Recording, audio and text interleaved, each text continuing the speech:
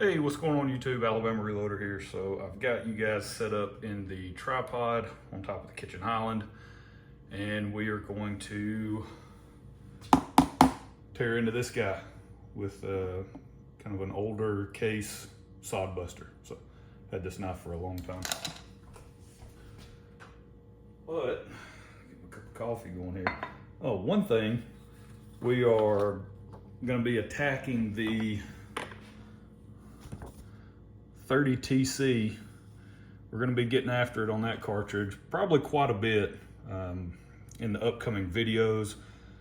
One of the things I want to do, so I printed off this data from Hodgson's website, and they go from 125 grain bullet all the way up to 180s. They do have some Barnes options in there as well, so really good mix of bullets and powders to choose from, and that's going to be nice because it'll supplement the Hornady data that I've been using. Powder options they're somewhat limited in the Hornady data, and that cartridge never really took off. So, you know, it's not like there's just a plethora of information out there regarding that cartridge. But before we do tear, well, part of the reason, I guess 30 TC is kind of the reason that I actually made this purchase, so it's a good tie into the video. But here recently, if you guys have been following along with that, I have 100 pieces of Hornady head stamp brass. I bought 5 boxes of factory ammunition from this same place, which is Duck Creek Sporting Goods out in Colorado. And I bought 5, it was the Superformance, the 165 grain Superformance factory ammunition. Bought 5 boxes, that way I'd have 100 pieces of brass to mess around with. Well, unfortunately, on this last round of firing, you know, testing loads and stuff out at the range, I noticed one piece had a split neck. So I'm down to 99 pieces, which is extremely frustrating. I mean, I know you guys have seen my reloading bench, so obviously I'm not OCD in terms of cleanliness, but I am OCD about certain things when it comes to reloading.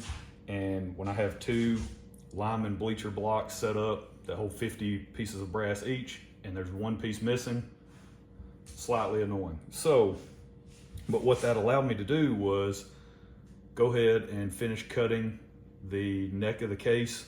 So I just cut that with a Dremel tool. Right where the split was, I just went ahead and cut it with the Dremel tool. That way I can use this as my modified case to get cartridge overall lengths. As I jam the bullet into the lands, I just let the bolt actually seat the bullet. I seat it extremely long, and then I let the bolt finish the job. What I have figured out after doing that a couple of times with a few different bullets in that particular rifle is that thing has an extremely long throat in it. So we're able to seat bullets way longer than the cartridge overall length that's listed in the manual. It's I think the SAAMI spec is 2.645, I believe, is the cartridge overall length. And I think that's basically almost all of the cartridge overall lengths that I think Hornady seats their stuff to. Hang on, let me see, what does this have on it? Yeah, okay, so depending on what it is, they go anywhere from, on the Hodgson data, you got 2.64 as a cartridge overall length. You got 2.570, a lot of 2.64s, some 2.697. So I'm not seeing anything above 2.7, because that 2.697 is kind of an odd, that's a really weird and random overall length, to be honest with you. 2.637, 2.63, 2.66, 2.64. Yeah, so you guys kind of get the idea, right? Like it's living under that 2.7 cartridge overall length on pretty much any load that's listed here by Hodgson. Same thing on the Hornady data in their manual. But what I'm finding is some of these overall lengths where the bullet starts to engage the lands, I mean, you're way out past 2.8, 2.85, you know, 2.9. Some of them I can't even get a reading on because they don't engage, depending on the weight and the length of the bullet, I can't get a reading, right? So, you know, it's throated extremely long. So yeah, that's something that we have to deal with and contend with, but I've I've got that now as a piece of modified brass, which is nice. One thing I did do was, see if it'll focus. Focus. We're trying to cut open a box and we're 5 minutes in and we ain't even touched the box yet. Gotta love it. So this is some Starline 6.5 Creedmoor brass. You guys will see some videos about the forming process for this, because I actually converted it to, or I'm attempting to convert it to 30 TC brass. This stuff is loaded and ready to go fire form at the range. We'll see how that turns out. But I've got 10 pieces. I had 10 random pieces of brand new unfired Starline 6.5 Creedmoor brass sitting around. And from what I understand, 6.5 Creedmoor, the 30 TC is basically the parent cartridge for that case. And so all I did, you'll see it in the videos, all I did was neck it up to 7, then neck it up to 30. And then once I did that, I ran it through the 30 TC full length sizing die. Or I necked it up to 7 mil. Then from there, I ran it through the 30 TC full length sizing die to get the proper neck diameter. And yeah, threw a powder charge in there, seeded some bullets. These are the Meguiar Ballistics 168 grain copper rose. These are the non-hollow point version. So Sam over at Meguiar Ballistics, shout out to those guys. He had sent me, it was like a pack of 12 of these along with my order. And so I've got 12 just sitting around, so I figured I'd use those 10 to see how these fire form. We'll see. That's a science experiment and it could go horribly wrong, but it's just something that somebody on some of the, I think either some of the live streams or just some of my videos in general, there's been somebody that has commented about, you know, hey, you need to go, why don't you go convert some 6.5 brass to 30 TC, right? Why don't you do that? And so, which I wasn't really planning to do. Let's see, this is the thing, these boxes are always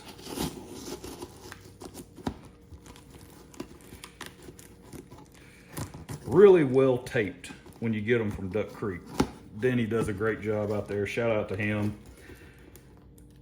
But yeah, somebody has mentioned, I can't remember who, but somebody has mentioned a couple of times, why don't you convert 6.5 Creedmoor brass to 30 TC?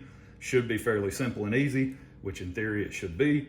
We'll see how that goes, but I am now doing it more or less out of necessity, just because I had that split neck. I'm just getting a little concerned that maybe the rest of the brass, I could be experiencing failures fairly soon on more than just that one piece. So I'm a little concerned. I just want to do this small test and see if it works. And if it does, then what I'll probably end up doing is maybe ordering quite a bit of the Starline 6.5 Creedmoor brass. Probably just get a decent amount of that stuff in, and then I'll just do a conversion on it, and that'll be my 30 TC brass moving forward. I mean, I've still got 99 pieces of the Hornady stuff, but we'll see. I'm really holding out hope that it's gonna work great. So here's what's in the box. Here's what we got. You guys can already see it. But stand by. And we're back. So back from that brief intermission. I was getting a phone call. Oh, excuse me. So yeah, the reason that this box is even sitting on the kitchen island is because of 30 TC. I cannot find, you guys will know, you know, I like to use the Lee case length gauge and like that trimmer cutter setup or whatever, the Lee case length gauge, and that whole deal. That's what I like to use as my trimming setup on my brass prep station, my Lyman Case Prep Express. You guys have seen that countless times. I did a video on it. It's actually it's crazy, but it's like one of the best monetized videos that I've ever done, which is just weird, but whatever. Showing that little trimmer adapter on my brass prep station. The problem with 30 TC, which I'm sure I could figure out a way to trim it using a different cartridge case length gauge, but I cannot find a 30 TC Lee case length gauge to use for that trimmer setup. And I'm to the point, I have not trimmed my 30 TC brass yet, and I'm at the point now where I'm over the max length and I need to trim the brass. So I was checking out Duck Creek Sporting Goods the other day on their website. They sell reloading stuff, new and used.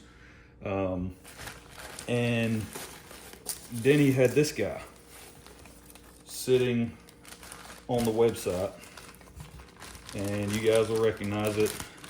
It is a, let's get it out of the, let's see. It came packaged up in some packing peanuts. I ordered this, a handful of days ago, and it just came in.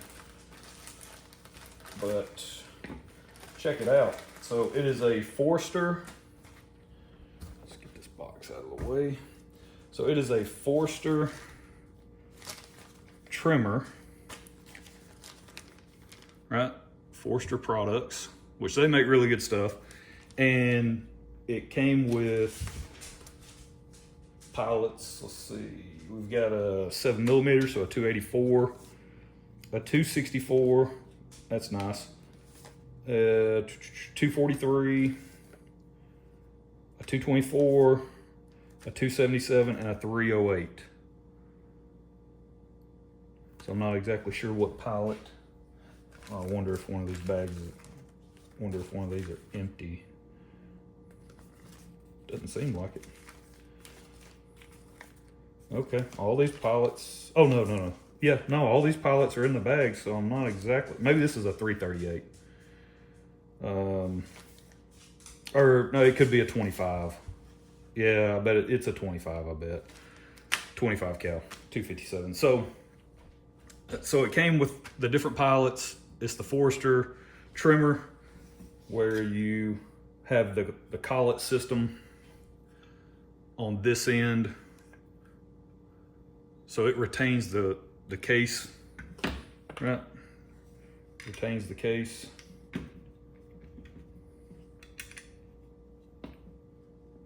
Just like that. You tighten it down, you push your trimmer in, and you trim, right? Here's your stop. Yeah.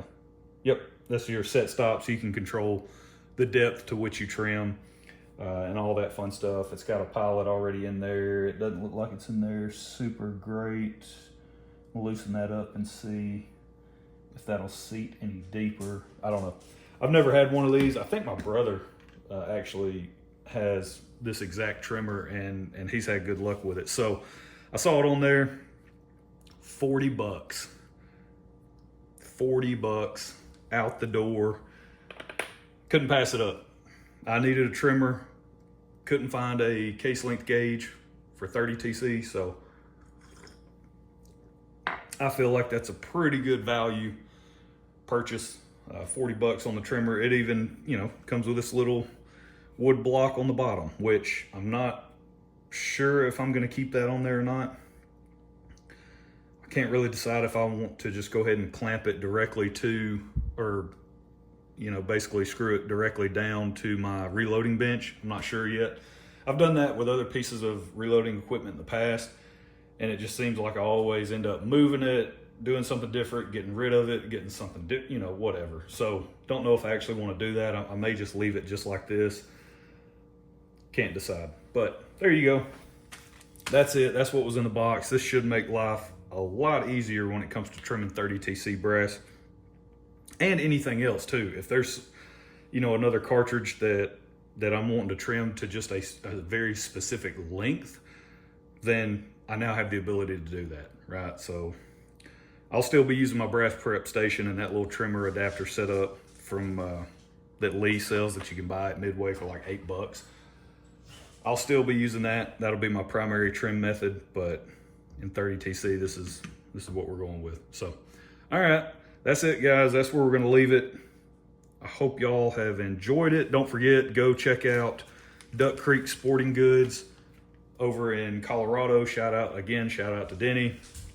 He does a great job, and I've mentioned him several times simply because if you're looking for hard to find stuff,